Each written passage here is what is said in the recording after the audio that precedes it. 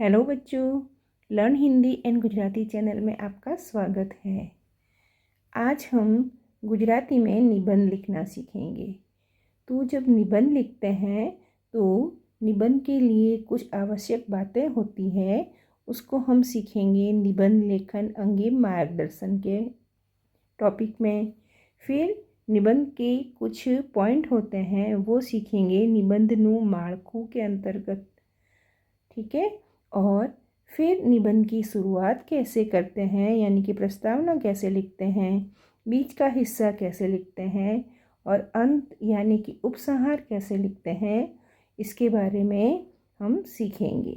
तो आज का हमारा निबंध है शिक्षणનું माध्यम मातृभाषा के अंग्रेजी।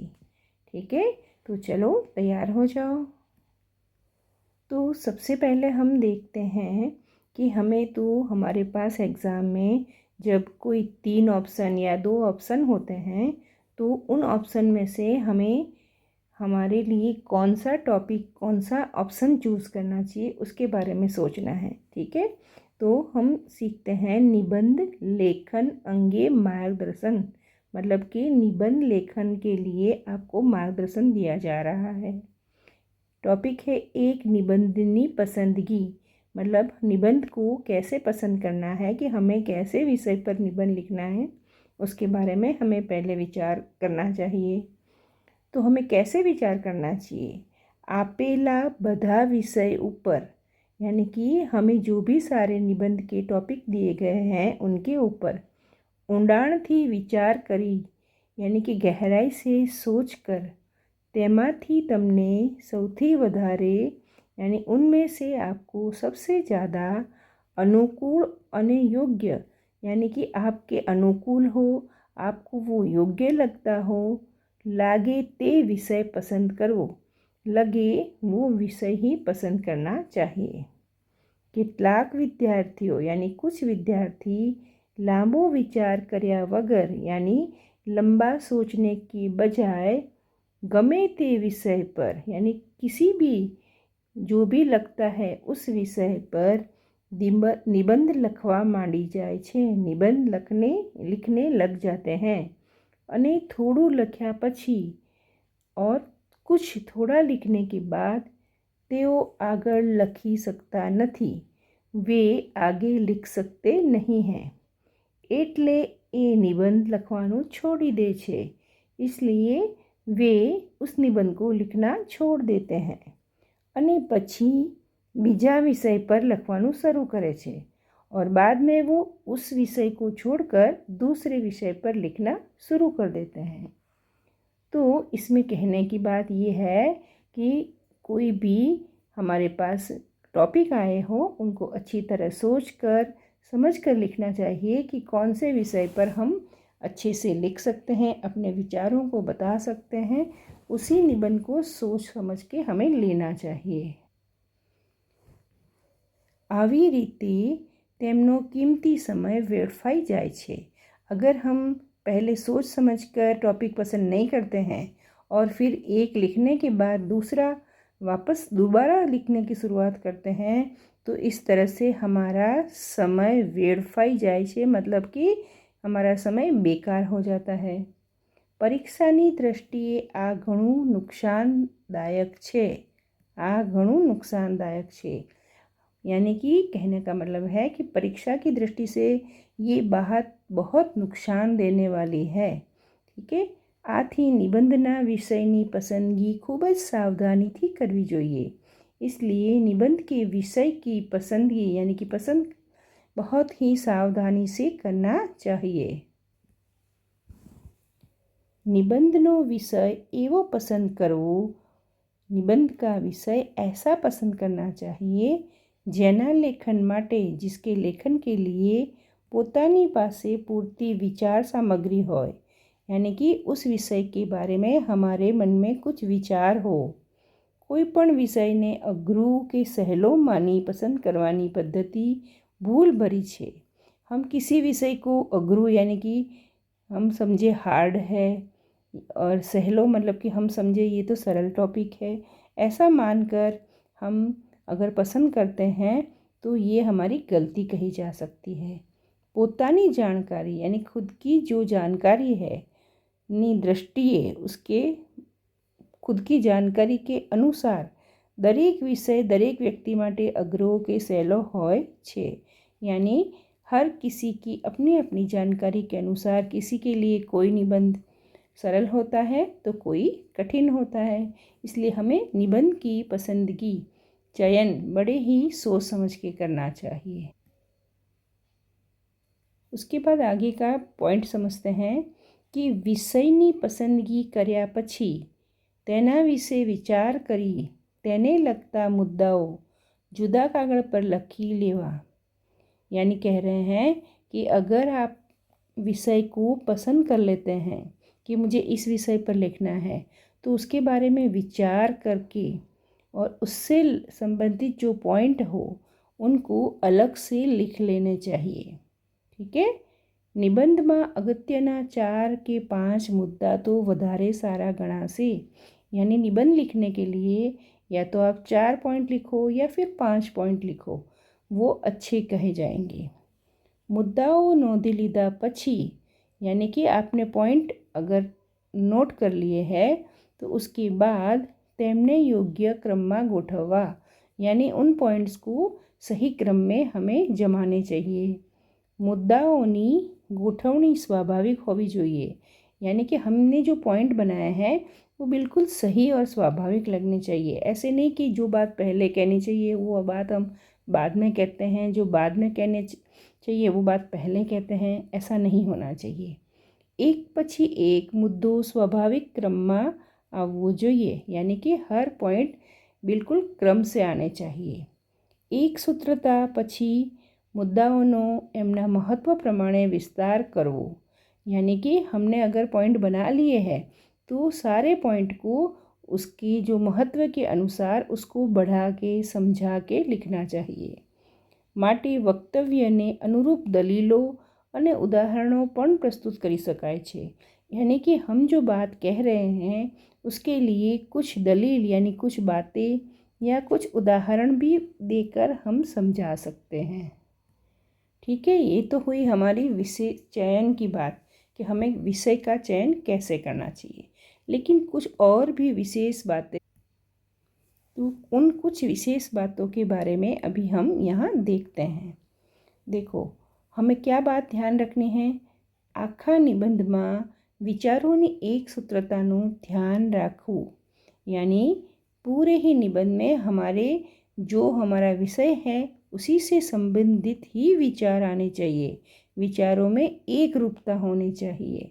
ऐसा नहीं कि बात क्या हमें कहनी है और हम दूसरे विचार प्रस्तुत कर रहे हैं, ऐसा नहीं होना चाहिए।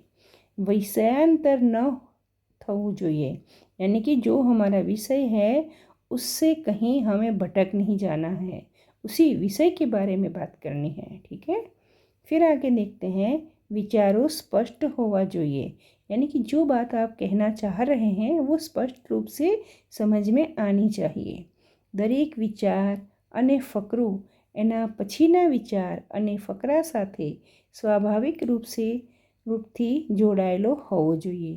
इसका मतलब है जो भी विचार हम लिख रहे हैं, जो भी पैराग्राफ हम लिख रहे हैं, उसके बाद के जो विचार है, उसके बाद के जो पैराग्राफ है वो स्वाभाविक रूप से यानी सहज रूप से साथ में जुड़ जाने चाहिए। ऐसा ना लगे कि वहाँ तो अलग बात थी, यहाँ अलग बात है, ऐसा नहीं लगना चाहिए। एक ना एक शब्दों अथवा वाक्यों विचारों फरी फरी फेरवीने न लखवा જોઈએ। यानी ये कह रहे हैं कि कई बार हम क्या करते हैं, एक ही बात को एक ही शब्दों को बार बार घुमा फिरा के कहते हैं, ऐसा नहीं करना चाहिए। ठीक है। और क्या बात ध्यान रखनी है, निबंध में विषय ने लगती चर्चा होवी જોઈએ। यानी हमारा जो विषय है, जो टॉपिक है, उसी की चर्चा होनी चाहिए। असंबंध विचारों निबंध माटे योग्य न गणाय। यानी कि जो बातें उस निबंध से रिलेटेड नहीं है वो निबंध के लिए योग्य नहीं होती है। आगे ये है कि निबंधनी भाषा शुद्ध सरल होवी જોઈએ। निबंध की भाषा शुद्ध होनी चाहिए और सरल होनी चाहिए। ભાષામાં વ્યાકરણ के जोड़ने भूलो न होनी चाहिए। कहने का मतलब अगर हम निबंध लिख रहे हैं तो उसमें व्याकरण से रिलेटेड या हमारी जो मात्राएं हैं उससे रिलेटेड गलतियां नहीं होनी चाहिए। जाति, वचन, अनुस्वार, विराम चिन्ह वगैरहનું ध्यान રાખવું જોઈએ। यानी कि जो बात स्त्रीलिंग में कहनी है तो स्त्रीलिंग में ही होनी चाहिए, जो बात पुल्लिंग में कहनी है वो पुल्लिंग में होनी चाहिए। यानी कि जाति है, वचन का भी ध्यान रखना है, कहीं पर हमें अनुस्वार वगैरह लगाना होता है उसका भी ध्यान रखना है। विराम चिन्ह यानी कि जहाँ पूर्ण विराम, जहाँ अल्प विराम, जहाँ प्रश्नार्थ चिन्ह आदि विराम चिन्ह लगाने हो उनका भी ध्यान रखना चाहिए। નિબંધમાં ભારે ભરખમ ઘણા અઘરા શબ્દોનો उपयोग न करવો જોઈએ। यानी कि बहुत ज़्यादा साहित्यिक शब्दों का भारी शब्दों का हमें उपयोग नहीं करना चाहिए। सरल भाषा में ही हमें निबंध लिखना चाहिए। ठीक है, तो ये सारी इन बातों का ध्यान रखते हुए हमें निबंध लिखना है। आगे क्या ध्यान रखना है कि अलंकार, રૂઢિપ્રયોગો, કહેવતો, અવતરણો વગેરેનું પણ योग्य અને સચોટ उपयोग કરવો જોઈએ। यानी अगर हमने अलंकारों का, रूढ़िप्रयोगों का, कहावतों का और किसी के कहे हुए वाक्यों का अगर उपयोग किया है तो उनका सही जगह सही तरह से उपयोग करना चाहिए, परंतु તેમનો અતિરેક પણ ન કરવો જોઈએ। यानी ऐसा ना हो कि कुछ ज़्यादा ही कहावतें, ज़्यादा ही अलंकारों का प्रयोग कर लिया है, ऐसा भी नहीं करना चाहिए। ठीक है, सुबोध अने सुंदर अक्षरों यानी कि अक्षर ऐसे होने चाहिए जो अच्छी तरह पढ़ सके और दिखने में भी सुंदर लगे। ऐसे अक्षरों के साथ सुघड़ता पर पूरा ध्यान आपવું જોઈએ। यानी कि सफाई का पूरा ध्यान रखना चाहिए। निबंध लख्या पछी एक बार ध्यानपूर्वक वाँची लेवो જોઈએ। यानी कि निबंध पढ़ने के बाद एक बार ध्यान से पढ़ लेना चाहिए। कोई भूलो रही गई हो तो, कोई अगर गलती हो गई हो तो सुधारी लेवी चाहिए, तो उस गलती का सुधार कर लेना चाहिए। अब देखते हैं निबंधनु माળખું, यानी कि निबंध लिखने के लिए ढांचा कैसा होना चाहिए। सबसे पहले हमें जो प्रस्तावना लिखनी चाहिए, क्या लिखनी चाहिए? प्रस्तावना, उसको हम शुरुआत भी कहते हैं। ठीक है, निबंधनी शुरुआत आकर्षक, स्वाभाविक, सचोट, संक्षिप्त होवी જોઈએ। यानी कि हमारा निबंध की शुरुआत कैसी होनी चाहिए? बड़ी ही आकर्षक, स्वाभाविक होनी चाहिए और सचोट मतलब बिल्कुल सही लगने वाली, संक्षिप्त यानी छोटी होनी चाहिए। ठीक है, दूसरा क्या होना चाहिए? निबंध माटे प्रस्तावना रूप बने एवी व्याख्या કે વિષયના મહત્ત્વની ચર્ચા द्वारा शुरुआत करवानो योग्य गणाय छे। कहने का मतलब जो निबंध हमारा शुरू हो रहा है, प्रस्तावना हो रही है, उसमें किसी व्यक्ति की कोई व्याख्या भी लिख सकते हैं। ठीक है, कोई असरकारक काव्य पंक्ति यानी कि कोई अच्छी कविता की पंक्ति हो तो उससे भी शुरुआत कर सकते हैं। सुभाषित यानी कोई अच्छे सुवाक्य हो। अवतरण यानी कि किसी अच्छे व्यक्ति की कही हुई कोई बातें हो तो उनसे भी हम निबंधनी शुरुआत थई सके, शुरुआत कर सकते हैं। प्रस्तावना 4-5 पंक्तियों वधारे लांबी न होवी चाहिए। यानी कि शुरुआत ज़्यादा 4-5 लाइनों से ज़्यादा लंबी नहीं होनी चाहिए। पहलू ज वाक्य बने तेटલું असरकारक અને વિષયમાં સીધો પ્રવેશ કરાવી દે તેવું હોવું જોઈએ। यानी पहला वाक्य ही ऐसा होना चाहिए कि हमारे निबंध की असरदार, जोरदार शुरुआत हो और हमारे टॉपिक के बारे में सीधा ही प्रवेश हो जाए, ऐसी शुरुआत होनी चाहिए। अब देखते हैं प्रस्तावना के बाद होता है हमारे निबंध का मध्य भाग, है ना।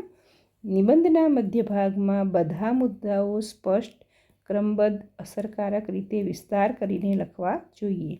यानी हम जो बात कहना चाहते हैं उसके सारे ही पॉइंट स्पष्ट और क्रमबद्ध तरीके से, असरकार तरीके से विस्तार करके यानी कि अच्छे से उनको लिखना चाहिए।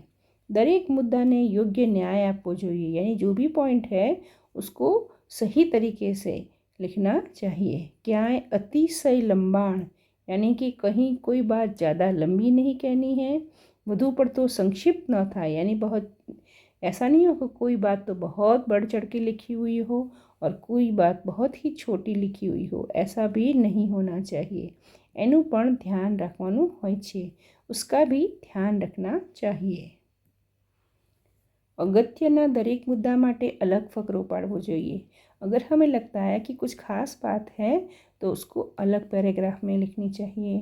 दरेक मुद्दानो सप्रमाण विस्तार करवो જોઈએ, यानी कि हर पॉइंट का बिल्कुल विस्तार करके, यानी थोड़ा सा उसके बारे में पूरी डिटेल बताते हुए लिखना चाहिए। एक ज फकरामां परस्पर विरोधी वाक्यों न लखवा જોઈએ, यानी एक ही पैराग्राफ में एक तरफ तो हम उसके बारे में हाँ कह रहे हैं, दूसरी बार उसके बारे में ना कह रहे हैं। ऐसे परस्पर विरोधी बातें एक ही पैराग्राफ में नहीं लिखनी चाहिए। निबंधना मध्य भाग में आश्रे 4 फकरा અને लगभग 25 पंक्तियों होवी જોઈએ, यानी कि जो बीच का पार्ट है, जो शुरुआत है और जो अंत है, उसके बीच का जो पार्ट है वो लगभग 4 पैराग्राफ होने चाहिए। कितने? 1 2 3 4, ठीक है। यानी कि कुल लगभग 25 पंक्तियों के आसपास होना चाहिए। लेकिन अगर हमारे एग्ज़ाम में दिया गया हो कि हमें कितनी पंक्तियों में निबंध लिखना है, तो उसके अनुसार हमें सोच समझ के लिखना होता है। अब बात आती है निबंध के अंत की, यानी कि उपसंहार की। उपसंहार में क्या ध्यान रखना है? निबंधનો અંત પણ નિબંધની શરૂઆતની જેમ ટૂંકો, આકર્ષક અને ચોટદાર હોવો જોઈએ। यानी कि इस अंत में भी हमारा जो बात होती है वो शॉर्ट में कहनी होती है, बड़ी आकर्षक और चोटदार यानी असरदार तरीके से बात कहनी चाहिए। निबंधना अंत में समग्र निबंधना वक्तव्यનો सार होवो જોઈએ, यानी कि जो भी हम पूरे निबंध में कह रहे हैं उसका पूरा ही सार हमारे को उपसंहार में लिखना होता है। उपसंहार योग्य गणाय छे, यानी कि जो सार लिखते हैं वो ही उपसंहार के योग्य गिना जाता है। ठीक है। अब चलो इन्हीं सभी बातों को ध्यान रखते हुए हम एक निबंध लिखते हैं। शिक्षणનું माध्यम मातृभाषा के अंग्रेजी। यहाँ हम इस निबंध में हम इस बारे में विचार करेंगे कि जो हमारी शिक्षा का माध्यम है वो मातृभाषा, यानी कि बच्चा जो बचपन से अपने घर में सीखता है, अपने आसपास के माहौल में जो मातृभाषा सीखता है उसमें होनी चाहिए या फिर अंग्रेजी में होनी चाहिए। इस बारे में हमें अपने विचार व्यक्त करने हैं। तो चलो अब अपने निबंध की शुरुआत करते हैं। मातृभाषा एटले स्वभाषा। देखो मैं आपको हर लाइन हिंदी में भी समझा रही हूँ, ठीक है ना। मातृभाषा का मतलब होता है खुद की भाषा, ठीक है। पोतानी भाषा यानी हमारी अपनी भाषा। बालक समझणु थाय, यानी कि जब से बालक समझने लगता है त्यारे पोताना कुटुंब में, तब उसके परिवार में अने पोतानी आजूबाजूना वातावरण में और उसकी आसपास के वातावरण में जे भाषा बोलाती होय, जिस भाषा में बातचीत होती हो ते भाषा सीखतू होय छे। यानी कि बच्चा वही भाषा सीखता है जो उसके घर में बोली जाती है, परिवार में बोली जाती है और उसके आसपास के वातावरण में बोली जाती है, ठीक है।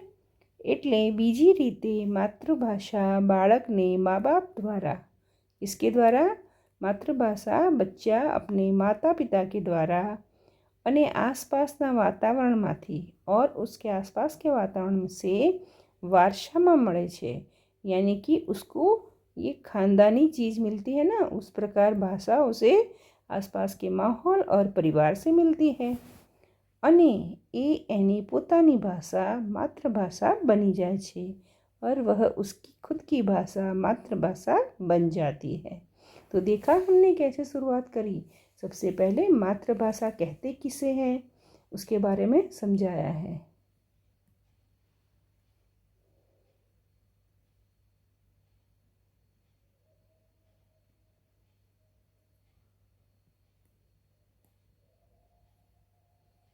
अब देखते हैं आगे की बात कि गांधीजीए एक स्थले मातृभाषाનો મહિમા કરતા કહ્યું છે यानी गांधी जी ने एक जगह पर मातृभाषा के बारे में, महत्व के बारे में, उसकी महिमा यानी उसकी खासियत के बारे में बताया है कि બાળકના દેહના વિકાસ માટે માતાનું दूध જેમ स्वाभाविक છે, यानी कि बच्चे के शरीर के विकास के लिए जैसे माँ का दूध उसके लिए स्वाभाविक है, वैसे ही તેના મગજના વિકાસ માટે, वैसे ही उसके दिमाग के विकास के लिए मातृभाषा स्वाभाविक है, यानी मातृभाषा जरूरी है, बिल्कुल ही आवश्यक है। बालक શિક્ષણની શરૂઆતમાં माँ પાસેથી કરે છે। बच्चा अपने शिक्षा की शुरुआत कहाँ से करता है? अपनी माँ से सीखता है। आથી બાળકના मानसिक विकास માટે, इसलिए बच्चे के मन के मानसिक विकास के लिए तेनी मातृभाषा करता जूदी भाषा लादवी, यानी कि उसकी मातृभाषा के अलावा दूसरी अलग भाषा उसके ऊपर लादवी यानी कि थोप देना, एने हूँ मातृभूमि सामेनो अपराध गणूँ छूँ, यानी कि वो हमारी मातृभूमि के सामने एक अपराध के रूप में दिखाई देता है। बच्चे के लिए मातृभाषा ही सही होती है, तो उसको मातृभाषा में ही पढ़ाना चाहिए। વ્યક્તિના વિકાસમાં તેની માતૃભાષાનું महत्व ઘણું બધું છે, यानी कि व्यक्ति के विकास में उसकी मातृभाषा का बहुत ही ज़्यादा महत्व होता है। व्यक्ति कोई पण ज्ञान भले गमे ते भाषाમાં મેળવતી હોય, यानी कि व्यक्ति दूसरा कोई भी ज्ञान भले किसी भी भाषा में ही क्यों न प्राप्त कर रहा हो, પણ એની समझ तो मातृभाषा द्वारा ज મેળવે છે, लेकिन उसको समझता वो अपनी मातृभाषा के द्वारा ही है। એટલું જ નહીં, કોઈ પણ વ્યક્તિના મનમાં જે વિચારો ચાલતા હોય છે તે વિચારો પણ એની સ્વભાષા એવી માતૃભાષામાં જ આવતા હોય છે, यानी कि उसके मन में जो विचार होते हैं ना, वो भी अपनी खुद की भाषा में, अपनी मातृभाषा में ही वो सोचता है। व्यक्ति જેટલી સરળતા અને સહજતાથી પોતાની માતૃભાષામાં વાતચીત કરી શકે છે એટલી अन्य भाषा में भाग्ये ज करी सके छे, यानी कि अपनी खुद की जो भाषा में सरलता से, सहजता से बातचीत कर सकता है, उतनी अन्य भाषा में वह शायद ही कर सकता है। आज पाश्चात्य संस्कृतिनी असरना परिणामे भणेला माँ बापनो आग्रह पोताना बाळकोने अंग्रेजी माध्यमनी शाळामां मूकवानो होय छे। यहाँ कहने का मतलब कि पश्चिम की संस्कृति के कारण, उसकी असर के कारण पढ़े लिखे माँ बाप खुद के बच्चों को इंग्लिश मीडियम की स्कूलों में पढ़ने के लिए भेजते हैं। पोतानु बाळक अंग्रेजी में बोले, यानी खुद का बच्चा इंग्लिश में बोले, एने लोग मॉडर्न गणे। ऐसे बच्चों को, ऐसे पेरेंट्स को लोग मॉडर्न गिनते हैं। एवी माँ बापनी आकांक्षा होय छे, यानी कि माँ बाप की इच्छा ये होती है कि हमारे बच्चे मॉडर्न कहे जाए, अने एटली ज ऊँची फ़ी आपीने, इसीलिए वो ऊँची फीस भरकर भी बाळक ने अंग्रेजी माध्यमनी स्कूल में, यानी बच्चों को इंग्लिश मीडियम की स्कूल में बाळकना शाळा जीवन की शुरुआत मळे, यानी कि बचपन की जब स्कूल की शुरुआत होती है तब से ही वालियों आकाश पाताल एक करे छे। मतलब कि पेरेंट्स होते हैं वो आकाश पाताल एक कर देते हैं, कहने का मतलब पूरा जोर लगा देते हैं कि उनका बच्चा इंग्लिश मीडियम की स्कूल में पढ़े। आ बधुं जोईने एक प्रश्न मन में उद्भवे छे। ये सब देख के मन में प्रश्न आता है कि बाळक ने मातृभाषा द्वारा शिक्षण आपवुं जोईए कि पछी अंग्रेजी माध्यम में। ये सारा देख के तो लगता है कि बच्चे को मातृभाषा में पढ़ाना चाहिए या इंग्लिश भाषा में। आपणे ऊपर जोयुं तेम बाळक सौ पहला बोलता विचारता मातृभाषा में सीखे छे। हमने आगे देखा कि बच्चा सबसे पहले बोलना और सोचना अपने मातृभाषा में ही सीखता है। देखो यहाँ ये अलग बात आई ना, इसलिए हमने अलग पैराग्राफ बना लिया, ठीक है। આપણે જાણીએ છીએ कि कोई पण बाळक जन्मे छे एवं तरत ज बोलवा मांडतुं नथी। हम जानते हैं कि बच्चा जैसे ही जन्म लेता है तो तुरंत ही बोलता नहीं है। ભાષા માણસે શીખવી પડે છે, યાની કે ભાષા इंसान सीखता है। बालक 7-8 महीना थाय त्यारे बच्चा जब 7-8 महीने का होता है तब कान द्वारा आजूबाजूनी थी आवता आवाज़ों में थी, यानी अपने कानों के द्वारा आसपास से जो आवाज़ें आती है उससे ही घना बधा आवाज़ों ग्रहण करे छे।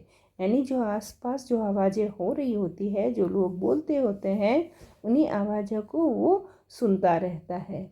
एमांथी भाषाना ध्वनियों ग्रहण करीने, यानी उसमें से जो बोला जाता है उसको वो ग्रहण करता है और धीमे धीमे एनी भाषा सीखवामां आवे छे और इस तरह से वो धीरे धीरे अपनी भाषा सीखता होता है। मोटे भागे ए समये एना माता पिता स्वजनों द्वारा जे सीखवाय छे ए एनी मातृभाषा, इसलिए उसके जो माता पिता हैं, उसके अपने हैं, उनके द्वारा जो सिखाया जाता है वही उसके लिए मातृभाषा होती है। तो देखा, इस तरह से हमने अपने टॉपिक का यहाँ पर थोड़ा विस्तार से समझाया है। ठीक है, तो निबंध लिखते वक्त ये बातें ध्यान रखनी है। आगे हम लिखते हैं कि मातृभाषा में ज बालक समझता सीखे छे, यानी मातृभाषा में ही बालक समझना सीखता है। जुदी जुदी वस्तुओं अर्थ ने ग्रहण करे छे, अलग अलग वस्तुओं के अर्थ को ग्रहण करता है। बाळक 3 થી 5 વર્ષનું થાય એ સમયે मातृभाषा द्वारा ज ए पोतानी आजूबाजूना साथे व्यवहार करे छे। यानी जब बच्चा 3 से 5 साल का होता है तब वो अपने आसपास के लोगों के साथ अपना व्यवहार करता है। આપણે ઉપર ગાંધીજીના વિધાનમાં જોયું તેમ જેવી રીતે માના ધાવણથી બાળક પોષણ સંવર્ધન થાય છે, તેવી રીતે માતૃભાષા દ્વારા જ ये जगतનો सौ प्रथम परिचय पामे छे। जैसे बच्चा अपनी माता का दूध पाकर बढ़ता है, उसी प्रकार अपनी मातृभाषा द्वारा ही वो अपनी आसपास के माहौल को, जगत को सबसे पहले अपना परिचय देता है। इसलिए एटले ज बाळकने एनु शाळा जीवनना आरंभकाळનું शिक्षण, इसलिए बच्चे को उसकी विद्यालय की जीवन की शुरुआत का शिक्षण એટલે કે प्राथमिक माध्यमिक शिक्षण यानी कि 1 से 5 तक की प्राथमिक कक्षाएँ और उसके आगे की जो माध्यमिक कक्षाएँ हैं उनका शिक्षण एनी मातृभाषा में अपाए तो, उसकी मातृभाषा में दिया जाए तो एनाथी बालकनी समझदारीनो विकास थाय छे। इससे बालक की समझ का विकास होता है। मातृभाषा द्वारा मळेलुं शिक्षण बालकने वधारे समझाय छे, यानी मातृभाषा में जो पढ़ाया जाता है वो बच्चा ज़्यादा समझ सकता है। वधारे समझावाना परिणामे ए शिक्षण ने पचे छे। कहने का मतलब जब उसको समझ में आता है तो उसको वो जीवन में उतार पाता है। बालक जे ते विषयों ने सारी रीते समझी सके छे, सभी विषयों को वो अच्छी तरह समझ सकता है અને પોતાના વિચારો પણ સરળ રીતે असरकारक तरीके व्यक्त કરી શકે છે। यानी अपनी बात को भी वो सरलता से और असरकार तरीके से अपनी बातों को व्यक्त कर सकता है। हाँ, એ પણ એટલું જ સાચું છે કે અંગ્રેજી ભાષા એ આજે તો વિશ્વભરમાં ફેલાયેલી સમૃદ્ધ ભાષાઓની એક છે। यानी हाँ, ये बात तो सही है, ये बात तो सही है कि इंग्लिश भाषा है वो आज तो विश्व भर में फैल चुकी है ना, और समृद्ध भाषा मानी जाती है।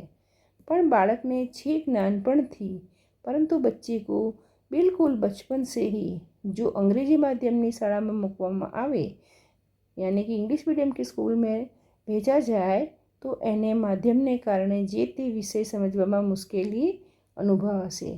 क्योंकि जब उसको बचपन में भेजा जाता है तो उसको पहले जो माध्यम अलग हो जाता है, घर की अलग भाषा होती है, बाहर की अलग भाषा होती है, तो उसको तकलीफ़ होती है, वो समझ नहीं पाता है।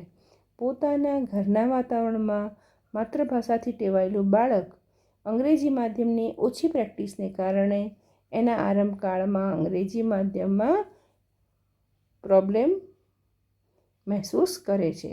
यानी कि जैसे वो अपने घर के वातावरण में जो बच्चा सीखा हुआ है वो अंग्रेजी माध्यम से प्रैक्टिस नहीं होती है, इसलिए कारण उसको शुरू के जीवन में अंग्रेजी माध्यम से परेशानी होती है। तो इंग्लिश माध्यम में अगर उसको ભણાવવામાં આવે, જો ભણાવવામાં આવે यानी कि इंग्लिश मीडियम में अगर उसको पढ़ाया जाता है तो कदाच એના અભ્યાસમાં પાછું પડી જાય છે, तो वो अपने पढ़ाई में पीछे रह जाता है। માટે બાળકને પ્રાથમિક માધ્યમિક शिक्षण तो मातृभाषा में ज આપવું જોઈએ, यानी कि इसलिए उनको मातृभाषा में ही प्राइमरी शुरुआत की पढ़ाई करवानी चाहिए। कॉलेज कक्षाए પછી તે अंग्रेजी माध्यम द्वारा अभ्यास કરી શકે છે, यानी जब वो कॉलेज में आता है तब भले ही वो अंग्रेजी माध्यम में पढ़ सकता है, ત્યારે એનું મગજ વિકસિત થયું હોય છે, तब उसका माइंड भी उतना ग्रोथ ले चुका होता है, उसका माइंड विकसित हो जाता है। એટલે થોડી પ્રેક્ટિસથી એ અંગ્રેજી માध्यम द्वारा सरलताથી उच्च शिक्षण મેળવી શકશે। इसलिए वो थोड़ी भी मेहनत करेगा तो आराम से इंग्लिश मीडियम को समझ सकेगा। तो इस प्रकार देखा हमने हमारे निबंध को कैसे पूरी बात विस्तार से यानी अच्छी तरह से पूरी बात समझाई है। ठीक है, अब लास्ट में देखो अंत में हमें कैसा लिखना है। दुनियाना घણા બધા विकासशील અને विकसित देशों हाल में, यानी दुनिया के ये जो विकासशील और विकसित देश है उनमें अभी, हाल में मतलब अभी પણ પાયાનું શિક્ષણ માતૃભાષામાં જ આપવાને આગ્રહ રાખે છે। पाया यानी नींव का जो शुरुआती शिक्षण है वो मातृभाषा में ही देने की आग्रह रखा जाता है। रशिया, चीन, स्वीडन, इजराइल वगैरह देशों मातृभाषा में ज पोतानी नवी पीढ़ी ने शिक्षण आपवानुं पसंद करे छे, यानी ये जो सब देश हैं इनके देशों में भी मातृभाषा में ही अपनी नई पीढ़ी को शिक्षण यानी कि पढ़ाई करवाई जाती है।